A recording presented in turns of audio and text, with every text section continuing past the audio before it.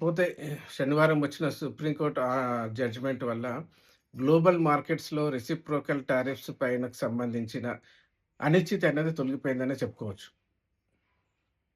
ఇక రెండో అంశం యూఎస్, ఇరాన్ యుద్ధ భయాలు.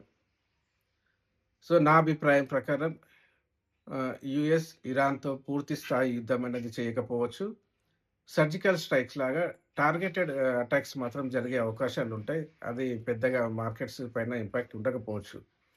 కాబట్టి నేననుకోవడం ఆహ్, ప్రపంచ మార్కెట్‌లలో ఉన్న అనిశ్చితి ఏదైతే ఉందో reciprocal tariffs and US war ఏదైతే ఉందో ఆ అనిశ్చితి అన్నది తొలగిపోయిందని అనుకోవచ్చు. నా అభిప్రాయం ప్రకారం ఇప్పుడు ఆహ్, ట్రేడ్ టారిఫ్ వార్ అన్నది ఇగ ముగిసిపోయిన అంశంగానే భావించవచ్చు.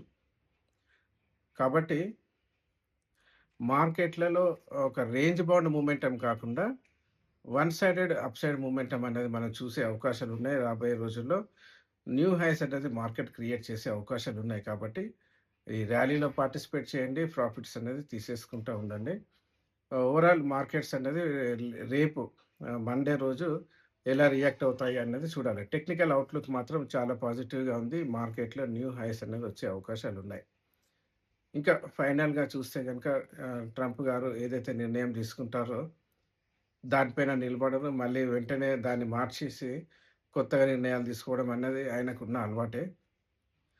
చూద్దాం ఇప్పుడు ఉన్న 15% గ్లోబల్ టారిఫ్ పైన గూడా మళ్ళీ నిర్ణయం మార్చుకునే అవకాశాలుంటాయి. ఎందుకంటే ఎలాంటి టారిఫ్స్ విధించినా ఫైనల్‌గా దాన్ని ఆహ్, బ బర్డెన్ అంతా భరించేది యూఎస్ కన్స్యూమర్స్ కాబట్టి మార్చుకుంటారేమో చూద్దాం. ప్రస్తుతానికి మాత్రం వచ్చిన డేటా అంతా కూడా మార్కెట్స్‌కి పాజిటివ్‌గానే ఉంది. నేను అనుకోవడం మార్కెట్స్‌లో ఇక ఇక్కడి నుంచి పైకెళ్ళే అవకాశాలు ఎక్కువ కనబడుతున్నాయి.